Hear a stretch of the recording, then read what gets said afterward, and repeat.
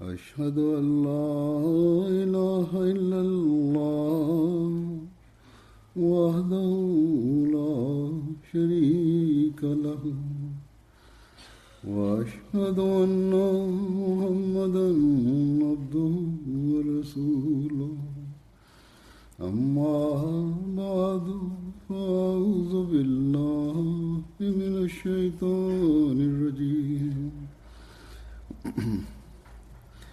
بسم الله الرحمن الرحيم الحمد لله رب العالمين الرحمن الرحيم مالك يوم الدين إياك نعبد وإياك نستعين اهدنا الصراط المستقيم صراط الذين أنعمت عليهم غير المغضوب عليهم ولا الضالين الذين إن مكناهم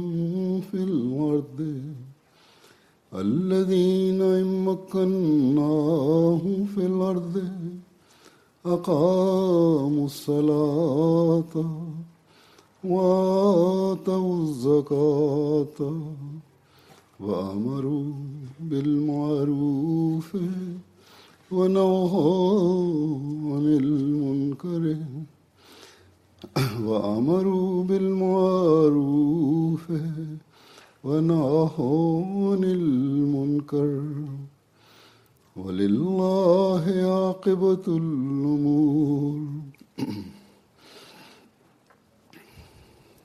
माना त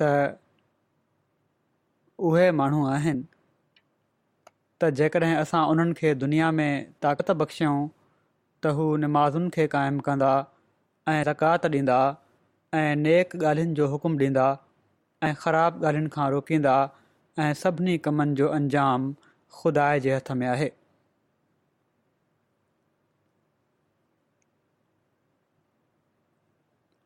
हिन आयत में अल्लाह ताला मोमिननि खे इन पासे तवजो ॾियारी आहे. सही मोमिन उहे आहिनि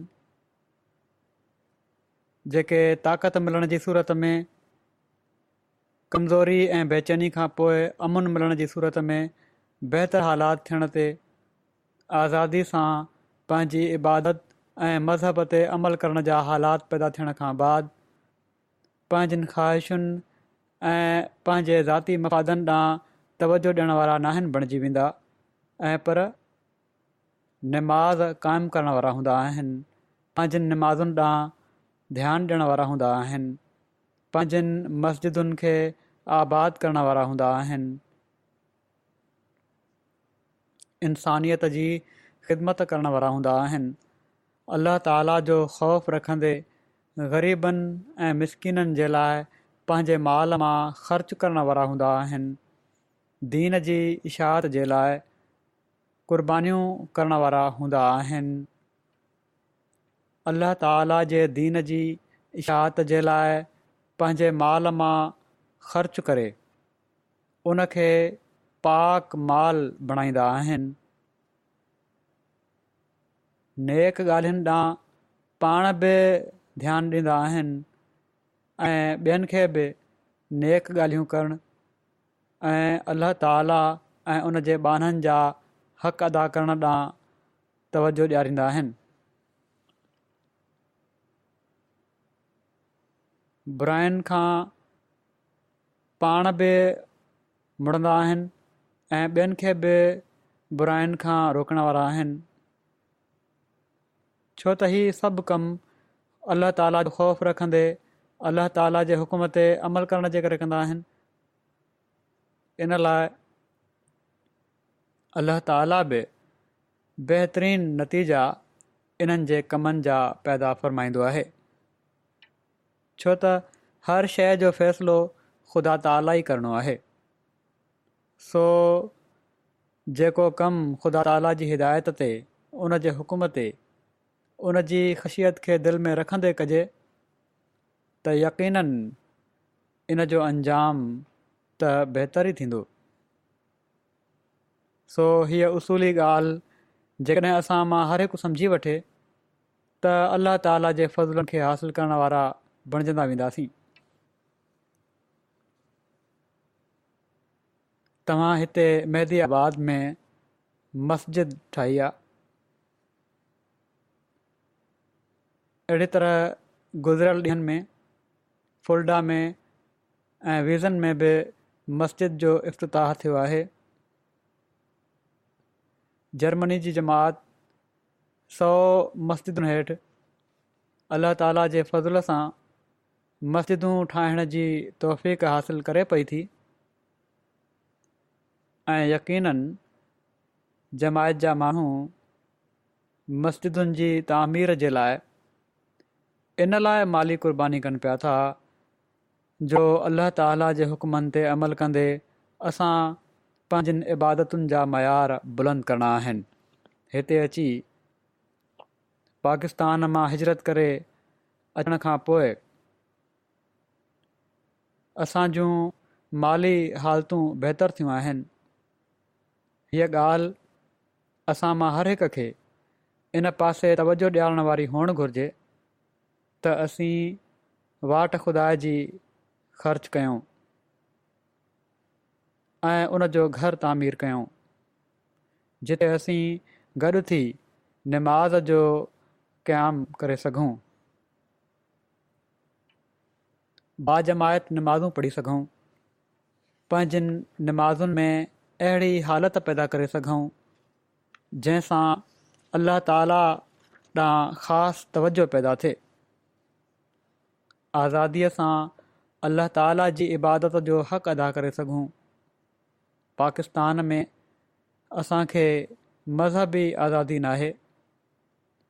उते मुल्की कानून असांखे मस्जिदूं ठाहिण जी इजाज़त नथो ॾिए, असांखे आज़ादीअ सां इबादत करण जी इजाज़त नथो ॾिए त असीं उते अल्लाह ताला जो हक़ अदा करे सघूं, उन जी इबादत करे सघूं। हिते अल्लाह ताला जे हक़ जी अदायगी जे लाइ असीं मस्जिदूं ठाहियूं पिया था। असां ते अल्लाह ताला माली लिहाज़ खां बि फज़ुलु फ़रमायो आहे। हर हिक खे ई सोचणु घुरिजे। तंहिं करे असीं उन जे बाननि जा हक़ अदा करण जी बि कोशिशि कंदासीं ऐं कयूं पिया था। असां हज़रत मसीह मऊद अलैहिस्सलातु वस्सलाम जी बैत कई आहे त जीअं पंहिंजी रूहानी ऐं अख़लाक़ी हालतुनि खे बहितर कयूं त असां जूं ही मस्जिदूं असांखे इन ॻाल्हि ॾांहुं तवजो ॾियाराइण वारियूं आहिनि ऐं हुअणु घुरिजनि। सो हीअ सोच आहे ऐं इन ते भरपूर अमल जी कोशिशि आहे जेका हर हिकु अहमदी खे हिते रहंदे पंहिंजे दिमाग़नि में बि रखणु घुरिजे, दिलनि में बि रखणु घुरिजे ऐं पंहिंजे अमल सां साबित बि करणु घुरिजे। न त मस्जिदूं ठाहिण जो को फ़ाइदो नाहे। सो हर अहमदीअ खे हीउ यादि रखणु घुरिजे त उन्हनि जो मक़सदु मस्जिदूं ठाहिण सां पूरो न थींदो ऐं पर ओड़ी महिल पूरो थींदो जॾहिं हू ख़ालिस थी करे अल्लाह ताला जी इबादत ॾांहुं तवजो ॾींदा ऐं पंहिंजनि निमाज़ुनि खे क़ाइमु कंदा, बाजमायत निमाज़ुनि जे लाइ मस्जिद में ईंदा, पंहिंजी तवजो निमाज़ुनि में अल्लाह ताला ॾांहुं रखंदा, उनखे क़ाइमु कंदा। जेकॾहिं तवजो हेॾे होॾे थिए थी त फ़ौरन वापसि तवजो निमाज़ ॾांहुं ऐं ख़ुदा ताला ॾांहुं फेरींदा। इन ॻाल्हि जी हक़ीक़त खे सम्झंदा त निमाज़ में असांखे अल्लाह ताला सां ॻाल्हियूं करण जो मौक़ो मिली रहियो आहे। सिर्फ़ु ठोंगा नाहिनि हणणा, सिर्फ़ु सजदा नाहिनि करणा, सिर्फ़ु अरबी लफ़्ज़ नाहिनि अदा करणा, ऐं पर पंहिंजी ॿोली में बि ॻाल्हियूं करणियूं आहिनि। अहिड़ियुनि निमाज़ुनि जी कोशिशि हुअणु घुरिजे जंहिंमें अलाह ताला जो लिकाह हासिलु थिए। हज़रत मसीह मऊद अलैहिस्सलातु वस्सलाम मुतक़ीअ जूं सिफ़तूं बयानु कंदे, सचे मोमिन जूं सिफ़तूं बयानु कंदे फ़रमाइनि था त हू युक़ीमून सलात करण वारा आहिनि, हू निमाज़ खे बीहारींदा आहिनि।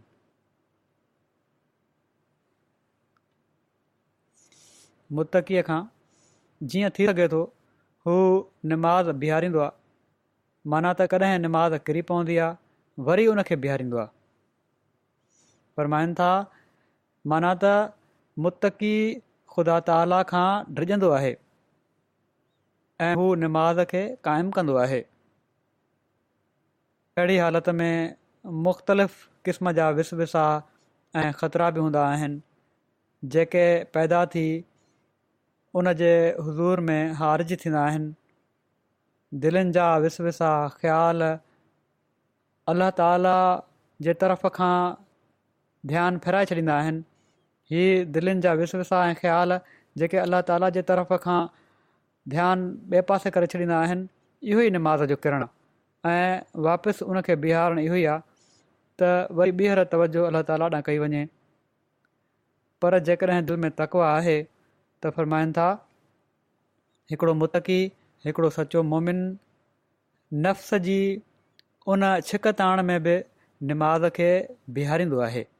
माना त निमाज़ त किरंदी आहे, ध्यानु हेॾे होॾे हलियो वेंदो आहे कॾहिं कॾहिं, पर तक़वा हीअ तक़ाज़ा कंदी आहे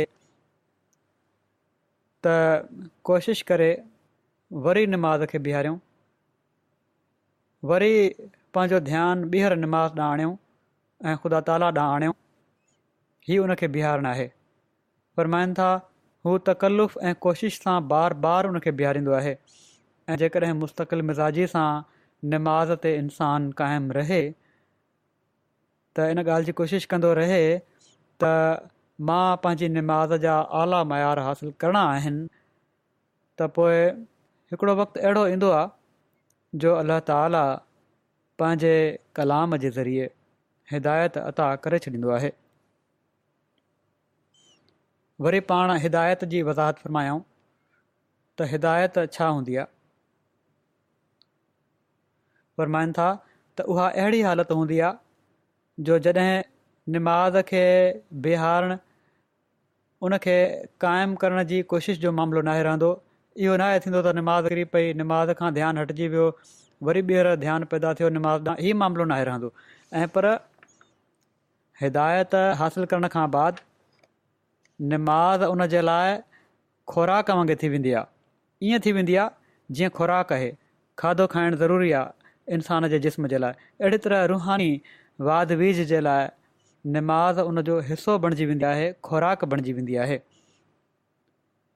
फ़रमाईंदा जहिड़ी तरह मादी खुराक खां बग़ैर ज़िंदगी नाहे रहंदी, हीअ वज़ाहत मां कयां पियो थो इन जी त जहिड़ी तरह मादी खुराक खां बिना ज़िंदगी नाहे रहंदी, अहिड़ी तरह निमाज़ खां बग़ैर बि ज़िंदगी नाहे रहंदी।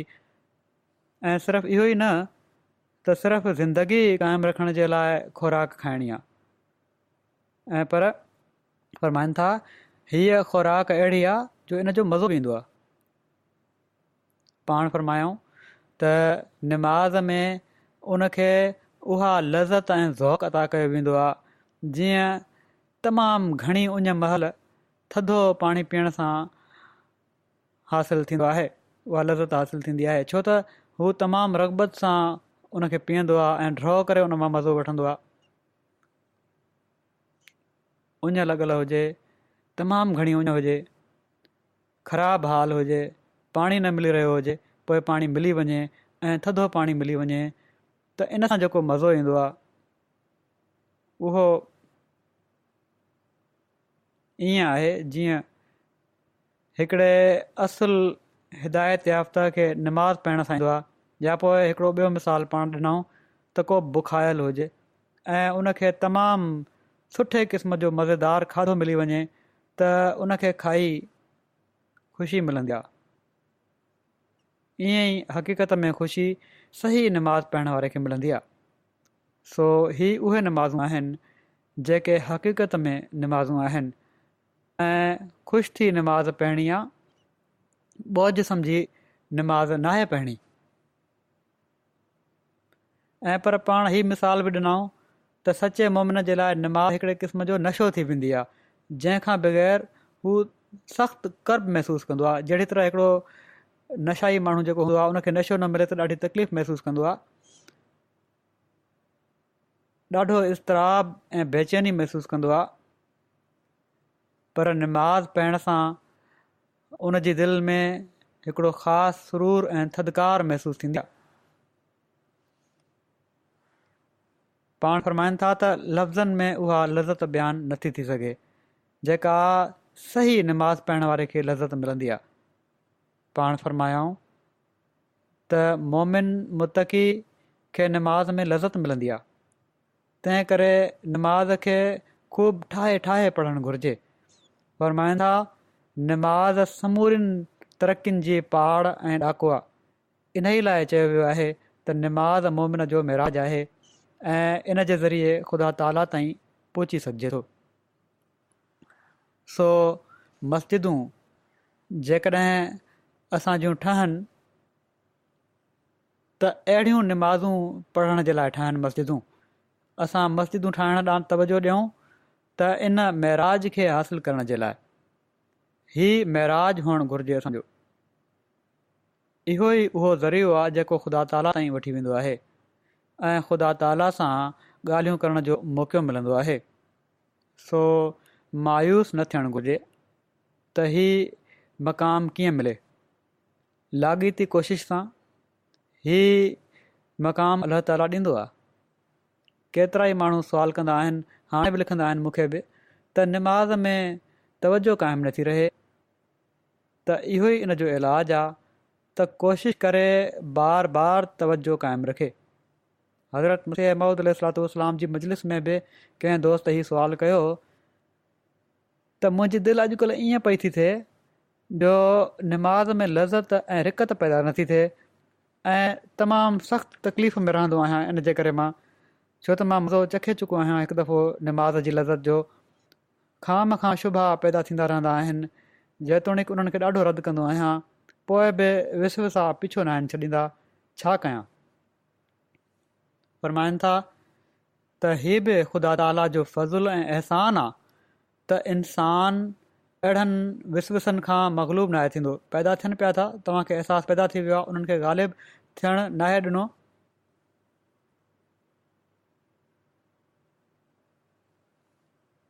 फ़रमाइनि था त जॾहिं अहिड़ी हालत हुजे जो इंसान इन्हनि विसवसनि खे पंहिंजे मथां ग़ालिब न अचणु ॾिए त हीअ बि सवाब जी हालत आहे। अलाह ताला इन जो बि सवाबु ॾींदो आहे। अहिड़ो रहीम ऐं करीम ख़ुदा आहे। फ़रमाइनि था त नफ़्स अमारा वारे खे त ख़बर ई नाहे हूंदी त बुराई कहिड़ी शइ आहे, उहो त बुरायूं कंदो वेंदो आहे, उनखे त का ख़बर नाहे पवंदी।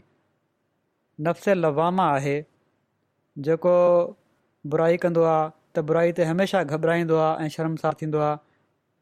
सो हीअ नफ़्स लवामा वारी हालत जेका आहे, इन में जॾहिं बुराईअ ते शर्मसार थिए, घबराए, अहसासु पैदा थिए, ख़्यालु पैदा थिए, उनखे परते करे उछले, त इन जो बि अलाह ताला सवाबु ॾेई छॾींदो आहे ऐं शर्मसार थींदो आहे ऐं तौबा कंदो रहंदो आहे। अहिड़ो शख़्स नफ़्स जो ग़ुलाम नाहे।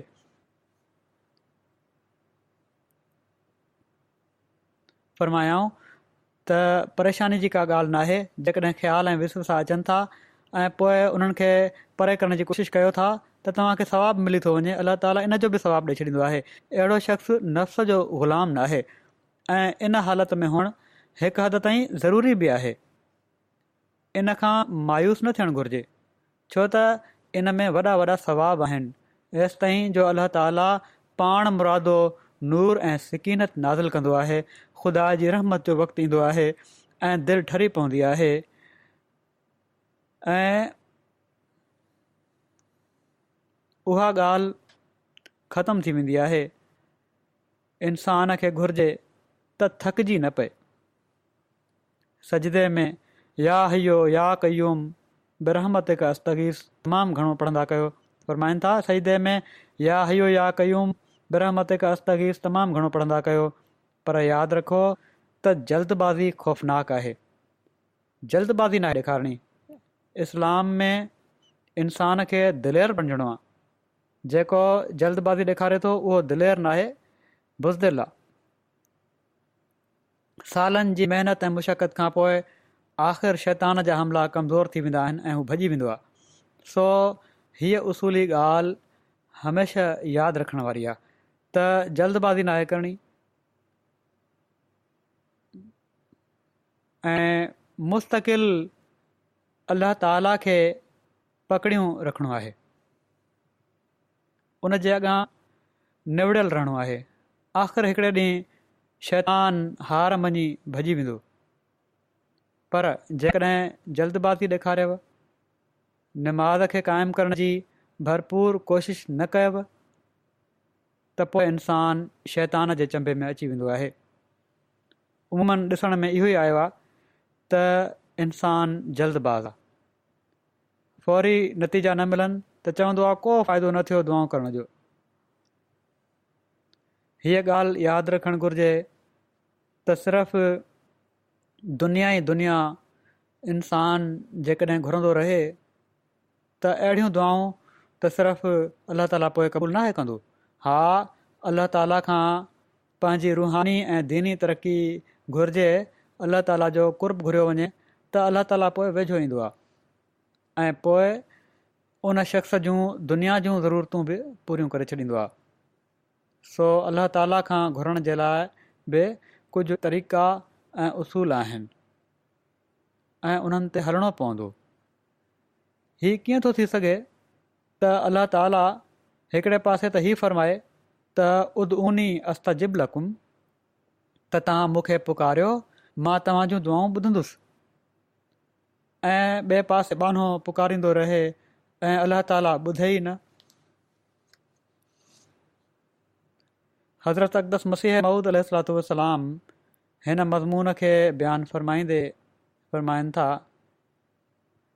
त नमाज़ुनि में दुआऊं ऐं दुरूद आहिनि, हीअ अरबी ॿोली में आहिनि, पर तव्हां ते हीउ हराम नाहे त नमाज़ुनि में पंहिंजी ॿोली में बि दुआऊं घुरंदा कयो।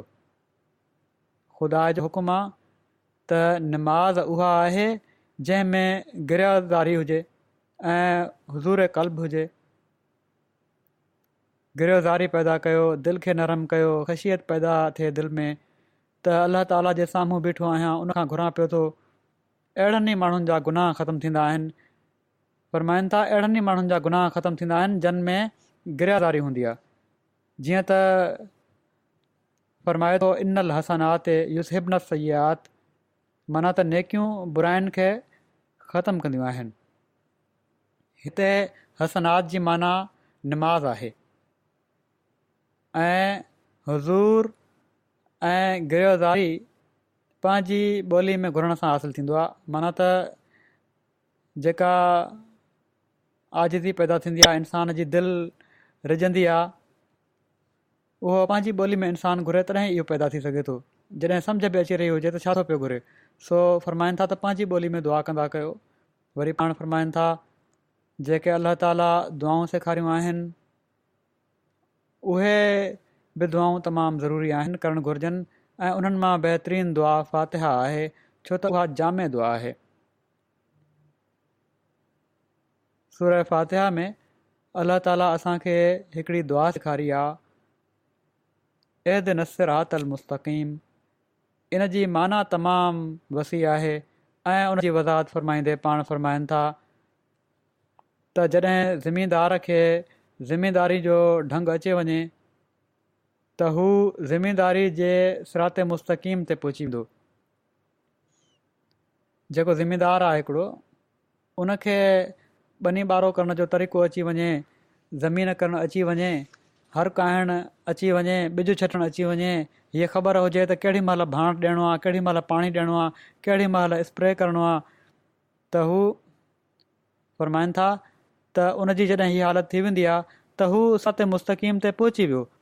पंहिंजी उन फील्ड जे सिरात मुस्तक़ीम ते ॿनी ॿारे करण जे सिरात मुस्तक़ीम ते। अहिड़ी तरह तव्हां ख़ुदा सां मिलण जी सिरात मुस्तक़ीम ॻोल्हियो ऐं दुआ कयो त ए ख़ुदा, मां तुंहिंजो गुनाहगार बानो आहियां ऐं किरियल आहियां, मुंहिंजी रहनुमाई कर। अदना ऐं आला सभई ज़रूरतूं बिना शर्म जे ख़ुदा खां घुरो, छो त असुलु मोती उहो ई आहे, उहो ई ॾियण वारो आहे।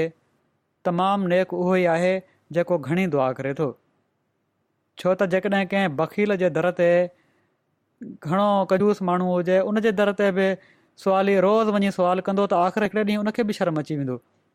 पोइ ख़ुदा ताला खां घुरण वारो ऐं उहो ख़ुदा जेको बेमिसल करीम आहे, अहिड़ो करीम आहे जंहिंजो मिसाल कोन्हे, उतां छो न मिलंदुसि। सो घुरण वारे खे कॾहिं न कॾहिं ज़रूरु मिली वेंदो आहे। निमाज़ जो ॿियो नालो ई दुआ आहे, जहिड़ो क फ़रमाए थो उदऊनी अस्तजिब लकुम, त तव्हां मूंखे पुकारियो, मां तव्हांजी दुआ ॿुधंदुसि। वरी फ़रमाए थो वाइज़ा सालक इबादी अन्नी फ़इन्नी क़रीब उजीबो दावत दाए इज़ादान। जॾहिं मुंहिंजो बानो मूं बाबति सवाल करे, सो मां तमामु ई वेझो आहियां। मां पुकारण वारे जी दुआ क़बूलु कंदो आहियां जॾहिं हू पुकारींदो आहे। पाण फ़रमाइनि था त के माण्हू उन जी ज़ात ते शक कंदा आहिनि, अलाह ताला जी ज़ात ते, पर अलाह ताला त फ़रमाए थो त मुंहिंजी हस्तीअ जो निशान ई आहे त तव्हां मूंखे पुकारियो ऐं मूंखां घुरो, मां तव्हांखे पुकारींदुसि ऐं जवाबु ॾींदुसि ऐं तव्हांखे यादि कंदुसि। जेकॾहिं हीउ चओ, माण्हू चई ॾींदा आहिनि असां ॾाढो पुकारींदा आहियूं, त हीउ चओ त असां पुकारींदा आहियूं त जवाबु नथो ॾिए, त ॾिसो पाण फ़रमाइनि था, ॾिसो तव्हां हिकिड़े हंधि बीठा हुजो, हिकिड़े हंधि बीही हिकिड़े अहिड़े शख़्स खे जेको तव्हां खां तमामु परे आहे पुकारियो था, ऐं हिकु त ॾूरी आहे मुफ़ासिले जी, ऐं ॿियो तव्हांजे पंज कननि में को नुक्स बि आहे, कन बि थोरा ख़राबु आहिनि, ॿुधी बि नथा सघो, त उहो शख़्स जंहिंखे तव्हां सॼो पिया था परे खां, उहो तव्हांजो आवाज़ु ॿुधी तव्हांखे जवाबु ॾींदो, पर जॾहिं हू परे खां आवाज़ु ॾींदो त तव्हां बसबबु पंहिंजी ॿोड़ाइप जे ॿुधी न सघंदव, छो त कननि में तव्हांजी नुक्स आहे, इन लाइ ॿुधी न सघंदव परे खां जवाबु। सो फ़रमाइनि था जीअं जीअं तव्हांजा विचां पर्दा ऐं हिजाब ऐं ॾूरी ख़तमु थींदी वेंदी, तव्हां ज़रूरु आवाज़ु ॿुधंदव, त ओॾी महिल तव्हां ज़रूरु आवाज़ु ॿुधंदव। जेतिरो अलाह ताला जे वेझो ईंदा वेंदव, कोशिशि करे त उनजो आवाज़ु बि ॿुधी वठंदव। फ़रमाइनि था जॾहिं खां दुनिया जी पैदाइश थी आहे, इन ॻाल्हि जो सबूत हलंदो पियो थो अचे त हू पंहिंजे ख़ासि बाननि सां हमकलाम थींदो आहे। जेकॾहिं ईअं न थिए हा त आस्ते आस्ते बिल्कुलु हीअ ॻाल्हि नाबूद थी वञे हा त उन जी हस्ती आहे बि। सो ख़ुदा जी हस्ती जे सबूत जो सभिनी खां ज़बरदस्त ज़रियो, ख़ुदा ताला जी हस्ती जे सबूत जो सभिनी खां वॾो ज़रियो इहो ई आहे त असां उन जे आवाज़ खे ॿुधी वठूं, या दीदार या गुफ़्तार, या ॾिसी वरितो या ॻाल्हि करे वरिती। सो अॼुकल्ह जो गुफ़्तार क़ाइमु मक़ाम आहे दीदार जे। हा, जेसि ताईं ख़ुदा जे ऐं उन जे साहिल जे विच में को हिजाब आहे, ओॾी महिल ताईं असां नथा ॿुधी सघूं। जॾहिं विचों परदो खॼी वेंदो त उनजो आवाज़ु ॿुधण में ईंदो। सो हिन विचें परदे खे खणण जी ज़रूरत आहे, ऐं हीअ बि अलाह ताला जो वाइदो आहे त जेको मूं ॾांहुं संजीदगी सां ईंदो, मुंहिंजी ज़ात जी हक़ीक़त खे सम्झी मूं ॾांहुं वधंदो, त मां बि उन ॾांहुं ईंदुसि। इन ई ॻाल्हि खे पाण सॻोरन सल्लल्लाहु अलैहि वसल्लम बि फ़रमायो आहे त अलाह ताला फ़रमाए थो त बानो मूं ॾांहुं हिकिड़ी विख ईंदो आहे त मां उन ॾांहुं ॿ विखूं ईंदो आहियां। बानो पंधु करे ईंदो आहे त मां डोड़ी ईंदो आहियां। सो जेकॾहिं नुक्स आहे त असां में आहे। सो असांखे अलाह ताला ॾांहुं वञण जी ज़रूरत आहे, उन जा रस्ता तलाश करणु, उन सां मुलाक़ात करण जे लाइ बि उन जी मदद जी ज़रूरत आहे। असां जॾहिं हज़रत मसीह मऊद अलैहिस्सलाम जी बैत में अचण जी दावा कयूं था, असां लाइ हीउ ज़रूरी आहे त अलाह ताला ॾांहुं वञण जे लाइ पंहिंजी पूरी कोशिशि कयूं हज़रत मसीह मऊद अलैहिस्सलाम जी सिर्फ़ु हिकिड़ी ॻाल्हि ते अमल करे वठणु त मस्जिदूं ठाहियो त जीअं इस्लाम जो तारुफ़ थिए काफ़ी न आहे, ऐं पर इन जे लाइ अमली कोशिशुनि जी बि ज़रूरत आहे ऐं पोइ अलाह ताला जी मदद जी बि ज़रूरत आहे। ऐं जॾहिं कोशिश सां अलाह ताला जी मदद मिलंदी त पोइ ई कामयाबी थींदी। जीअं त इन ॻाल्हि खे बयानु कंदे हज़रत मसीह मऊद अलैहिस्सलाम फ़रमाइनि था त यादि रखो त बैत महल तौबा जे इक़रार में हिकिड़ी बरकत पैदा थींदी आहे। जेकॾहिं साण इन जे दीन खे दुनिया ते मुक़दम रखण जो शर्त लॻाए वठे त तरक़ी थींदी आहे। बैत करे वरिती, बरकत पैदा थी वई, साण ही शर्त हुजे त दीन खे दुनिया ते मुक़दम रखंदुसि त पोइ तरक़ी बि थींदी वेंदी। पर ही मुक़दम रखणु तव्हांजे अख़्तियार में कोन्हे ऐं पर अलाह ताला जी इमदाद जी सख़्तु ज़रूरत आहे। इन जे लाइ अलाह ताला जी मदद घुरिजे। जीअं अलाह ताला फ़रमायो आहे त वल्लज़ीना जाहदू फ़ीना लनहदियन्नहुम सुबुलना, त जेके माण्हू कोशिशि कंदा आहिनि असांजी वाट में आख़िरकार रहनुमाई ते पहुची वेंदा आहिनि। जहिड़ी तरह फ़रमाइनि था त जहिड़ी तरह उहो कणो ॿिज पोखाई वारो बिना कोशिश ऐं पाणी ॾियण जे बेबरकत रहंदो आहे। हिकिड़ो ॿिज हारी पोखींदो आहे या इंसानु पोखींदो आहे, जेकॾहिं उनखे मुकमिल तरह महिनत सां न पालिजे, उनखे पाणी न ॾिनो वञे त उहो बेबरकत रहंदो आहे। उन में उहा बरकत नाहे पवंदी, फुटंदो ई न आहे, या फुटंदो त तमामु कमज़ोर हूंदो ऐं पर पाण ई फ़ना थी वेंदो आहे। अहिड़ी तरह तव्हां बि इन इक़रार खे हर रोज़ु यादि न कंदव। फ़रमाइनि था त इन इक़रार खे, दीन खे दुनिया ते मुक़दम करण जे इक़रार खे हर रोज़ु यादि न कंदव ऐं दुआऊं न घुरंदव त ए ख़ुदा असांजी मदद कर, त अलाह ताला जो फज़ुल वारिद न थींदो। फ़रमाइनि था त बिना अलाह ताला जी इमदाद जे तब्दीली नामुमकिन आहे। हीअ थी नथो सघे त इंसान में तब्दीली अची वञे अलाह ताला जी मदद खां बिना। इन लाइ उन जी मदद घुरण जे लाइ, उन जो फज़ुल घुरण जे लाइ दुआ बहरहाल करणी पवंदी। फ़रमाइनि था त चोर, बदमाश, ज़ानी वग़ैरह ॾोहारी माण्हू हर वक़्तु ओढ़ा न रहंदा ऐं पर कॾहिं कॾहिं उन्हनि खे ज़रूरु पशेमानी थींदी आहे।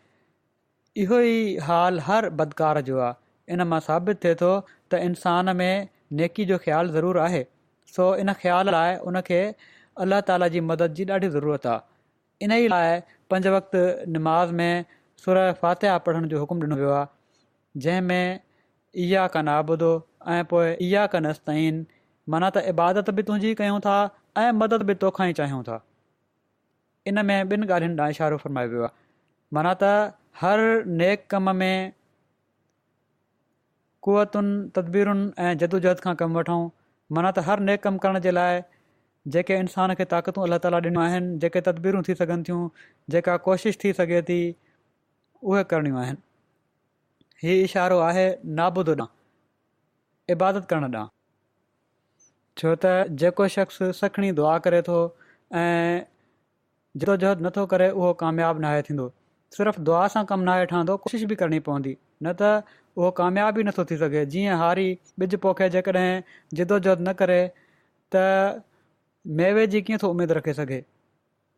ऐं हीअ सुनतुल्लाह आहे, हीअ अलाह ताला जी सुनत आहे। जेकॾहिं ॿिज पोखे सिर्फ़ु दुआ कयो था त ज़रूरु महरूम रहंदो। जेकॾहिं उनखे पाणी नथा ॾियो, उनजी गोॾी नथा कयो, उनजी संभाल नथा कनि, त महरूम रहंदो इंसानु। मसलन 2 हारी आहिनि, हिकिड़ो त वॾी महिनत थो करे, हर थो काहे, गोॾी थो करे, महिनत करे थो, हीअ त ज़रूरु कामयाबु थींदो। ॿियो हारी महिनत नथो करे या घटि थो करे त उनजी उपत हमेशह नाक़िस रहंदी, जंहिंसां हू शायदि सरकारी ढल बि न ॾेई सघे। माना त बिल्कुलु घटि पैदावार थींदी ऐं हू हमेशह ग़रीब रहंदो। अहिड़ी तरह दीनी कम बि आहिनि, उन्हनि में मुनाफ़िक़, उन्हनि में ई निकमा, उन्हनि में सालेह, उन्हनि में अब्दाल, कुतुब, गौस बणिजंदा आहिनि। माण्हू आहिनि हिकिड़े क़िस्म जा आहिनि, पर मुनाफ़िक़ माण्हू बि पैदा थी वेंदा आहिनि, बेकार बि आहिनि, कमु न करण वारा, पर उन्हनि में ई सालेह माण्हू बि आहिनि, अब्दाल ताईं पहुची वेंदा आहिनि, कुतुब बणिजी वेंदा आहिनि, गौस बणिजंदा आहिनि ऐं ख़ुदा ताला जे वेझो दर्जो हासिलु कंदा आहिनि। ऐं के 40-40 सालनि खां निमाज़ पढ़ंदा आहिनि, पर हनूस रोज़े अव्वल ई आहे। का तरक़ी न आहे ऐं का तब्दीली नथनि ईंदी। 30 रोज़नि मां को फ़ाइदो महसूसु न आहिनि कंदा। रमज़ान जा 30 रोज़ा बि रखे वरितऊं, तॾहिं बि को फ़ाइदो न थियो। वरी उते ई अची वेंदा आहिनि रमज़ान खां पोइ। केतिरा ई माण्हू चवंदा आहिनि त असां ॾाढा मुतक़ी ऐं वॾे वक़्त खां नमाज़ पढ़ंदड़ आहियूं, पर असांखे अलाह ताला जी इमदाद नथी मिले। दावा त मुतक़ी हुअण जी आहे ऐं ॾाढियूं नमाज़ूं पढ़ण जी दावा आहे, पर साण चवंदा आहिनि त अलाह ताला जी इमदाद नथी मिले। इन जो सबबु इहो ई आहे त रस्मी ऐं तक़लीदी इबादत कनि था। सिर्फ़ु ज़ाहिरी इबादत हूंदी आहे, तरक़ी जो कॾहिं बि ख़्यालु ई न आहे। गुनाहनि जी जुस्तजू ई न आहे। हीअ कोशिशि ई न आहिनि कंदा त तलाश कनि त मूं में कहिड़ा कहिड़ा गुनाह आहिनि। सची तौबा जी तलब ई न आहे। गुनाहनि ॾांहुं तवजो हूंदी, कहिड़ा कहिड़ा गुनाह आहिनि तलाश करे इंसान, त पोइ सची तौबा बि थींदी ऐं हू तलब कंदो। सो उहे पहिरें क़दम ते ई रहंदा आहिनि। अहिड़ा इंसान बहाइम खां घटि न आहिनि। त पोइ त हीअ जानवरनि वारी हालति आहे। इंसान ऐं जानवर में को फ़र्क़ु न आहे। अहिड़ियूं निमाज़ूं ख़ुदा जे तरफ़ां वैल आणींदियूं आहिनि, क़बूल न आहिनि थींदियूं, ऐं पर मुंहं ते मोटा हयूं वेंदियूं आहिनि। निमाज़ त उहा आहे जेका साण तरक़ी खणी अचे। जीअं तबीब जे इलाज हेठि हिकिड़ो बीमार आहे, हिकिड़ो नुस्ख़ो हू 10 ॾींहं इस्तेमालु करे थो, पोइ बि इन सां उनखे ॾींहों ॾींहुं नुक़सानु पियो थो थिए। जॾहिं एतिरनि ॾींहंनि खां पोइ फ़ाइदो न थिए त बीमार खे शक पइजी वेंदो आहे त नुस्ख़ो ज़रूरु मुंहिंजे मिजाज जे मुताबिक़ न आहे ऐं हीउ मटणु घुरिजे। सो रस्म ऐं रस्मी इबादत सही न आहे। इनखे बि मटिणो पवंदो। सोचणो पवंदो त छा सबबु आहे, छो अलाह ताला जी दावा आहे त मां दुआ ख़ुदि क़बूलु कंदो आहियां ऐं मुंहिंजूं दुआऊं क़बूलु नथियूं पियूं थियनि। सो इबादत उहा ई आहे जंहिंसां अलाह ताला जो कुर्ब पैदा थिए। पोइ निमाज़ जी हक़ीक़त बयानु फ़रमाईंदे पाण फ़रमाइनि था त निमाज़ असुल में दुआ आहे।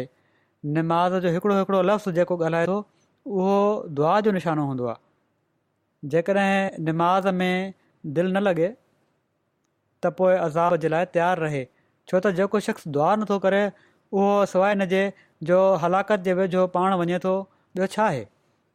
हिकिड़ो हाकिम आहे जेको बार बार इन ॻाल्हि जी निदा करे थो, आवाज़ थो ॾिए त मां ॾुखियलनि जो ॾुखु ख़तमु थो कयां। हुकूमत ऐलान कयो आहे, वक़्त जे हाकिम ऐलान कयो आहे त मां जेके मजबूर आहिनि, ॾुखियल आहिनि, उन्हनि जो ॾुखु ख़तमु कंदुसि, ॾुखियाई वारनि जी ॾुखियाई ख़तमु कंदुसि। मां ॾाढो रहम कंदो आहियां, निधणकनि जी इमदाद कयां थो। पर हिकिड़ो शख़्स जो जेको ॾुखियाई में मुब्तला आहे, उन जे भरिसां लंघे थो ऐं उन जे आवाज़ जी परवाह नथो करे, सॾे पियो थो हू ॾुखियाई में गिरफ़्तार हिकिड़ो शख़्स आहे, उहो उन जे भरिसां लंघी थो वञे ऐं परवाह नथो करे, न पंहिंजी ॾुखियाई बयानु करे इमदाद थो घुरे, त सवाइ हिन जे जो हू तबाह थिए, ॿियो छा थींदो। इहो ई हाल ख़ुदा ताला जो आहे त हू त हर वक़्तु इंसान खे आराम ॾियण जे लाइ तयारु आहे, पर शर्त हीअ आहे त को उनखे दरख़्वास्त करे। दुआ जी क़बूलियत जे लाइ ज़रूरी आहे त नाफ़रमानी खां मुड़ियल रहे ऐं दुआ तमामु ज़ोर सां करे, छो त पथर ते पथर ज़ोर सां लॻंदो आहे तॾहिं बाहि पैदा थींदी आहे। सो जॾहिं हीअ हालति असां पंहिंजे अंदरि पैदा करे वठूं त असां जूं निमाज़ूं बि ऐं असांजा अमल बि ख़ुदा ताला जी रज़ा हासिलु करण जे लाइ थी वञनि, त पोइ ख़ुदा ताला बि असांजे ख़ौफ़नि खे अमन में तब्दील कंदो वेंदो। हीअ ॻाल्हि हमेशह यादि रखो त हिते अची जेको कुझु असांखे मिलियो आहे अलाह ताला जे फज़ल सां मिलियो आहे ऐं इन में वाधारो बि अलाह ताला जे फज़ल सां ई थींदो। तंहिं करे अलाह ताला जी इबादत ॾांहुं तवजो ऐं उन जे बाननि जे हक़नि जी अदायगी जे लाइ कोशिशि उन जे फज़लनि खे हासिलु करण जे लाइ ज़रूरी आहे। तव्हां माण्हू पंहिंजा पाण जाइज़ा वठी सघो था त घणी हद ताईं असां निमाज़ जे क़याम जूं कोशिशूं कयूं पिया था, घणी हद ताईं ख़ुदा ताला सां हर हिक जो तालुक़ु क़ाइमु थी वियो आहे या उन जे लाइ कोशिशि कयूं पिया था, घणी हद ताईं दुनिया जा कम असांजी निमाज़ुनि में हायल आहिनि। पाण सॻोरनि सल्लल्लाहु अलैहि वसल्लम जो हीउ इरशाद असांखे हमेशह साम्हूं रखणु घुरिजे त कुफ़र ऐं ईमान जे विच में फ़र्क़ु करण वारी ॻाल्हि जेका आहे उहा निमाज़ छॾणु आहे। कुफ़र ऐं ईमान जे विच में फ़र्क़ु कहिड़ी शइ सां थींदो? इन ई सां थींदो त निमाज़ छॾे ॾिनी। सो हीउ इर्शाद असांखे धूणे छॾण वारो हुअणु घुरिजे त मोमिन उहो आहे जेको निमाज़ुनि में बाक़ाइदा आहे, न त उन में ऐं हिकिड़े काफ़र में को फ़र्क़ु नाहे। निमाज़ बाजमायत पढ़ण वारे जो सवाब बि अलाह ताला सिर्फ़ु हीउ नाहे चयो त नमाज़ूं पढ़ो, ऐं पर बाजमायत पढ़े, हक़ अदा करे पढ़े त 25 भेरा ऐं किन जॻहियुनि ते 27 भेरा सवाब रखियल आहे, बयानु कयो वियो आहे। इन जे बावजूदि जेकॾहिं बिना कंहिं जाइज़ बहाने जे उज़र जे इन पासे ध्यानु असां न ॾियूं त पोइ असांजी केॾी न बदकिस्मती आहे। सो जेकॾहिं असां मस्जिदूं ठाहियूं आहिनि त मस्जिदुनि जा हक़ अदा करण जी बि ज़रूरत आहे, पंहिंजी इबादतुनि जा मयार बुलंद करण जी बि ज़रूरत आहे, पंहिंजी माली क़ुर्बानीुनि ॾांहुं ध्यानु ॾियण जी बि ज़रूरत आहे, पाण नेकियूं करणु ऐं पंहिंजा अख़लाक बुलंद करणु ऐं ॿिनि खे नेकियूं करण जी तलक़ीन जी ज़रूरत आहे। ख़ुदि हितां जे माहौल जी बुराइनि खां बचणु ऐं ॿियनि खे बचाइण जी ज़रूरत आहे, न त असांजो बैत जो अहद बि सिर्फ़ु लफ़्ज़ी बैत जो अहद आहे। असांखे हज़रत मसीह मऊद अलैहिस्सलाम जे इन इर्शाद खे हमेशह साम्हूं रखणु घुरिजे। पाण फ़रमाइनि था, सो तव्हां अहिड़ा थी वञो जो ख़ुदा ताला जा इरादा तव्हांजा इरादा थी वञनि, उन ई जी रज़ा में रज़ा हुजे, पंहिंजो कुझु बि न हुजे, सभु कुझु उन जो थी वञे। सफ़ाई जी इहा माना आहे त दिलि सां ख़ुदा ताला जी अमली ऐं एतक़ादी मुखालफ़त ख़तमु कई वञे ऐं ख़ुदा ताला कंहिंजी नुसरत न कंदो जेसि ताईं हू ख़ुदि न आहे ॾिसंदो त हिन जो इरादो मुंहिंजे इरादे ऐं हिन जी मर्ज़ी मुंहिंजी रज़ा में फ़ना नाहे। फ़रमाइनि था, मां जमायत जी घणाई सां कॾहिं बि ख़ुशि न आहियां थींदो। हाणे जेकॾहिं जेॾी महिल ॻाल्हि फ़रमाए रहिया आहिनि पाण 4 लख आमदनि जो अंगु बयानु कयो पियो वञे त 4 लख बि या इन खां बि वधीक आहे, पर सही जमायत जी माना हीअ न आहे त हथ ते हथु रखे सिर्फ़ु बैत करे वरिती, ऐं पर जमायत सही तौर सां जमायत चवराइण जी तॾहिं मुस्तहिक़ थी सघे थी जो बैत जी हक़ीक़त ते हलनि, सचे तरीक़े सां उन्हनि में हिकिड़ी पाक तब्दीली पैदा थी वञे ऐं उन्हनि जी ज़िंदगी गुनाह जी गंदगी खां बिल्कुलु साफ़ थी वञे, नफ़्सानी ख़्वाहिशुनि ऐं शैतान जे चंबे खां निकिरी ख़ुदा ताला जी रज़ा में गुम थी वञे, हक़ुल्ला ऐं हक़ुल इबाद खे फ़राख़ दिली सां पूरे ऐं कामिल तौर सां अदा कनि, दीन जे लाइ ऐं दीन जी इशाअत जे लाइ उन्हनि में हिकिड़ी तड़प पैदा थी वञे, पंहिंजनि ख़्वाहिशुनि ऐं इरादनि ऐं आरज़ुनि खे फ़ना करे ख़ुदा जा बणिजी वञनि। ख़ुदा ताला फ़रमाए थो त तव्हां गुमराह आहियो पर जंहिंखे मां हिदायत ॾियां, तव्हां सभई अंधा आहियो पर उहो जंहिंखे मां नूर बख़्शियां, तव्हां सभु मुर्दा आहियो पर उहो ई ज़िंदा आहे जंहिंखे मां रुहानी ज़िंदगी जो शरबत पियारियां। इंसान खे ख़ुदा ताला जी सतारी ढकियूं वेठी हूंदी आहे, न त जेकॾहिं माण्हुनि जा अंदर जा हालात ऐं बातिन दुनिया जे साम्हूं कया वञनि त परे नाहे त कंहिं किन जे वेझो ताईं बि वञणु पसंदि न कनि। हीअ त अलाह ताला जी सतारी आहे जेका असांजा ऐब ढकियूं वेठी आहे। जेकॾहिं ऐब ज़ाहिर थी वञनि ऐं हिक ॿिए ते ज़ाहिर थियणु शुरू थी वञनि त के माण्हू शायदि किन ॿियनि माण्हुनि जे वेझो बि न वञनि। पर माइनि था ख़ुदा ताला ॾाढो सतार आहे, इंसाननि जा ऐब हर हिक खे नाहे ॾसींदो। सो इंसान खे घुरिजे त नेकीअ में कोशिशि करे ऐं हर वक़्तु दुआ में लॻो रहे। यकीननि ॼाणो त जमायत जे माण्हुनि में ऐं उन्हनि जे ग़ैर में जेकॾहिं को फ़र्क़ु ई कोन्हे त पोइ ख़ुदा को कंहिंजो मिट त नाहे। असां अहमदी थियासीं, बैत कईसीं, असां में ऐं ॿियनि में को फ़र्क़ु नाहे त पोइ ख़ुदा को कंहिंजो मिट नाहे। छा सबबु आहे जो हिननि खे इज़त ऐं हर तरह सां हिफ़ाज़त में रखे? जेकॾहिं फ़र्क़ु नाहे त अलाह ताला जी मिट्री त नाहे त ज़रूरु असांखे इज़त ॾिए ऐं हिननि खे ज़िलत ॾिए ऐं अज़ाब में गिरफ़्तार करे।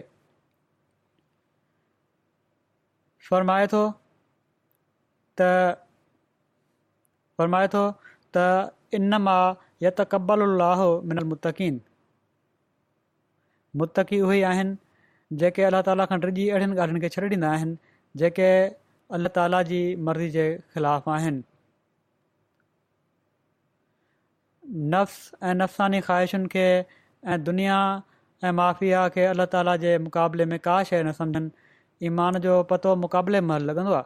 के माण्हू अहिड़ा हूंदा आहिनि जो हिकिड़े कन मां ॿुधंदा आहिनि ऐं ॿिए पासे खां कढी छॾींदा आहिनि। इन्हनि ॻाल्हियुनि खे दिलि में न आहिनि लाहींदा, तोड़े जेतिरी मर्ज़ी नसीहत कजनि पर उन्हनि खे असरु नाहे थींदो। यादि रखो त ख़ुदा ताला ॾाढो बेनियाज़ आहे। जेसि ताईं घणाई में ऐं बार बार बेक़रारी विचां दुआ नाहे कई वेंदी, हू परवाह नाहे कंदो।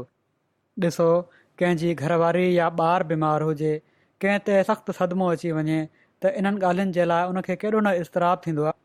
सो दुआ में जेसिताईं सची तड़प ऐं इज़तराब वारी हालति पैदा न थिए तेसिताईं उहा बिल्कुलु बेअसर ऐं बेहूदा कमु आहे। क़बूलियत जे लाइ इज़तराब शर्त आहे। जहिड़ो की फरमाए थो, अम युजीबुल मुस्तर इज़ा दआहो व यक्शिफु सू, माना त केरु कंहिं लाचार जी दुआ ॿुधे थो जॾहिं हू ख़ुदा खां दुआ थो करे ऐं उनजी तकलीफ़ खे ख़तमु थो करे छॾे। वरी पाण फरमाइनि था त ख़ुदा ताला जी नुसरत, पाण फरमायाऊं त पंहिंजी इस्लाह जॾहिं कयो था त पंहिंजे अहल अयाल खे बि पंहिंजी इस्लाह में शामिलु कयो। ॿार बचनि जी इस्लाह करण बि तव्हांजो फ़र्ज़ु आहे। फरमाइनि था ख़ुदा ताला जी नुसरत बि उन्हनि सां गॾु हूंदी आहे जेके हमेशह नेकी में अॻिते खां अॻिते क़दम रखंदा आहिनि, हिकु हंधि न आहिनि बीह रहंदा, ऐं उहे ई आहिनि जंहिंजो अंजाम बख़ैर थींदो आहे। किन माण्हुनि खे असां ॾिठो आहे त उन्हनि में ॾाढो शौक़ु ऐं ज़ौक़ु ऐं रिकत जी शिदत हूंदी आहे, पर अॻिते हली बिल्कुलु बीह रहंदा आहिनि ऐं आख़िर हुननि जो अंजाम बख़ैर नाहे थींदो। अलाह ताला क़ुर शरीफ़ में हीअ दुआ सेखारी आहे त असलिह ली फ़ी ज़ुर्रियती, त मुंहिंजे ॿार बचनि जी बि इस्लाह फरमाए। पंहिंजी हालति जी पाक तब्दीली ऐं दुआउनि सां गॾोगॾु पंहिंजी औलाद ऐं घरवारी जे लाइ बि दुआ कंदे रहणु घुरिजे, छो त अक्सर फितना आज़माइश औलाद जे करे इंसान ते पइजी वेंदा आहिनि ऐं अक्सर घरवारी जे करे। ॾिसो, पहिरीं आज़माइश हज़रत आदम ते बि औरत जे करे आई हुई। हज़रत मूसा जे मुक़ाबले में बलम जो ईमान जेको हब्त कयो वियो, असल में उनजो सबबु बि तौरेत मां इहो ई मालूम थिए थो त बलम जी औरत खे उन बादशाह कुझु ज़ेवर ॾेखारे तमा ॾिनो हुयो ऐं पोइ औरत बलम खे हज़रत मूसा ते बदला करण लाइ भड़कायो हो। मक़सदु इन जे करे बि अक्सर इंसान ते मुसीबतूं ऐं तकलीफ़ूं अची वेंदियूं आहिनि त उन्हनि जी इस्लाह ॾांहुं बि पूरी तवजो करणु घुरिजे ऐं उन्हनि जे लाइ बि दुआऊं कंदे रहणु घुरिजे। अलाह ताला असांखे तौफ़ीक़ ॾिए त जिथे असां पंहिंजनि हालतुनि में पाक तब्दीलियूं पैदा करण वारा थियूं, पंहिंजी निमाज़ुनि खे क़ाइमु करे पोइ उन्हनि खे आला मयार ताईं वठी वञण वारा थियूं, पंहिंजे मालनि खे बि पाक करण वारा थियूं, पंहिंजा अख़लाक आला करण वारा थियूं, नेकियूं करण वारा ऐं फैलाइण वारा थियूं, बुराइनि खां रुकजण वारा ऐं बुराइनि खां पंहिंजे नसुलनि खे बि रोकण वारा थियूं, पंहिंजे माहौल खे बि रोकण वारा थियूं, मस्जिदुनि जी तामीर सां गॾु इस्लाम जो सही पैगाम हिन मुल्क जे शहरनि ताईं पहुचाइण वारा थियूं ऐं उन्हनि खे हिकु ख़ुदा जो इबादत गुज़ार बणाइण वारा थियूं। ऐं हीअ उन ई सूरत में थी सघे थो जॾहिं असां पंहिंजे अंदरि बि आला तब्दीलियूं पैदा कयूं। अलाह ताला इन जी तौफ़ीक़ अता फ़रमाए। हाणे हिन मस्जिद जा बि कुझु क़वाइफ़ बयानु करे थो छॾियां। हिते हिन जॻह जो नालो त असां मेहदी आबाद रखे छॾियो आहे, नाहे आहे ॻोठ जो नालो, ऐं जिथे हीअ मस्जिद हाणे ठाही वई आहे मुक़ामी जमायत हितां जी थोरड़ी आहे ऐं हीअ जॻह जेका ज़मीन आहे ज़रई ज़मीन हुई जेका 1999 में 1989 में ख़रीद कई वई हुई, जेको हिन में कुझु हिसो ज़रात जे लाइ आहे, जमायत ठीके ते ॾिनो आहे। हिते पहिरियां त जॾहिं जॻह वरिती वई हुई फार्म हाउस बि हुयो, पोइ बिल्डिंग बि हुई, उनखे मिशन हाउस तौरु इस्तेमालु करण जी इजाज़त बि मिली वई। पोइ जेको वॾो हॉल हुयो उन में मस्जिद ठाहिण जी इजाज़त बि मिली वई ऐं वकारे अमल ज़रिए ही सभई कम थिया। हीअ ॿिमाड़ इमारत आहे, इन में मुरबी हाउस बि आहे, में पहिरियां जेको ठहियलु हुयो। पोइ 2010 में कौंसिल हितां जी जेको फार्म वारी ज़मीन जे हिकिड़े हिसे खे रहाइशी करार ॾेई छॾियो ऐं अहिड़ी तरह हिते 12 प्लाट बि घरनि जा ठाहिया विया ऐं मस्जिद ठाहिण जी बि इजाज़त मिली वई बाक़ाइदा। ऐं 12 प्लाटनि मां 2 जमायत पंहिंजे लाइ रखिया आहिनि, बाक़ी माण्हुनि खे विकिणी छॾियईं ऐं उन मां जेका रक़म हासिलु थी या इन खां पहिरियां जेका कौंसिल वापसि ज़मीन वरिती हुई उन मां रक़म हासिलु थी उन खां तक़रीबन ऐं पर वधीक ई रक़म ई मिली वई जंहिं ते हीअ ज़मीन ख़रीद कई वई हुई। बहरहाल 6-7 साल पहिरियां ऐं पर 8 साल पहिरियां इन जो बुनियादु मूं रखियो हुयो ऐं हीअ मस्जिद बि हाणे मुकमिल थी रही आहे। ऐं मस्जिद जेका आहे हीअ ॿिमाड़ आहे। मुसक़फ़ माना त छितियल हिसो इन जो 385 चौरस मीटर आहे। 210 निमाज़िन जी गुंजाइश आहे। मथियों हिसो मर्दाणो आहे ऐं हेठियों हिसो औरतुनि जे लाइ ठाहियो वियो आहे। मस्जिद जो वज़ू ऐं गुसल खाने वग़ैरह जूं सहूलियतूं आहिनि। तक़रीबन 5,60,000 यूरो में हीअ तामीर थी हुई। इन मां 2 लख यूरो खां मथे कुझु हितां जे मुक़ामी माण्हुनि चंदो ॾिनो आहे। जेका बाक़ी रक़म 100 मस्जिदूं स्कीमुनि मां अदा कई वई हुई। अलाह ताला हिननि सभिनी क़ुर्बानी करण वारनि जे मालनि ऐं नफ़्सनि में बरक़त अता फ़रमाए ऐं हिन मस्जिद जी तामीर खां पोइ इबादत जो हक़ पहिरियां खां वधी करे अदा करण वारा थियनि।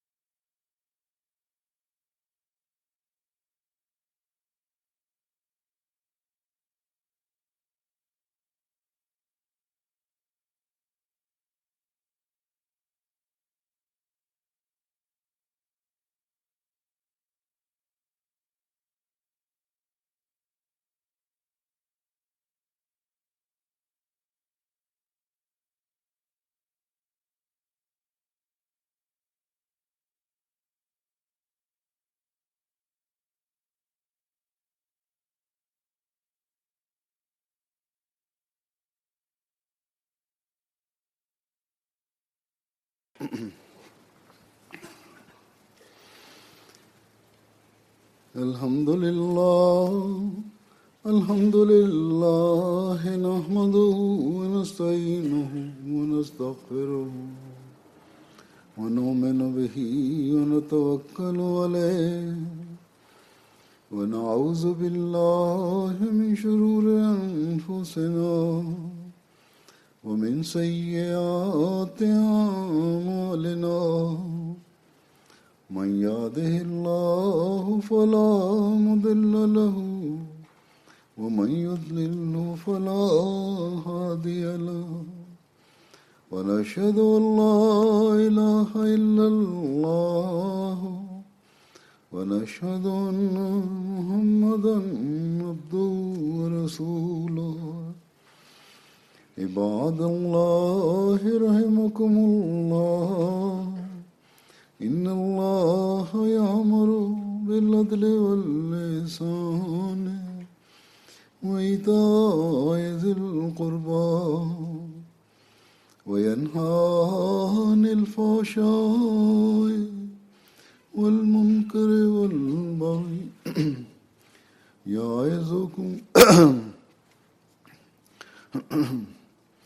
يعظكم لعلكم تذكرون اذكروا الله يذكركم وادعوه يستجب لكم ولذكر الله أكبر.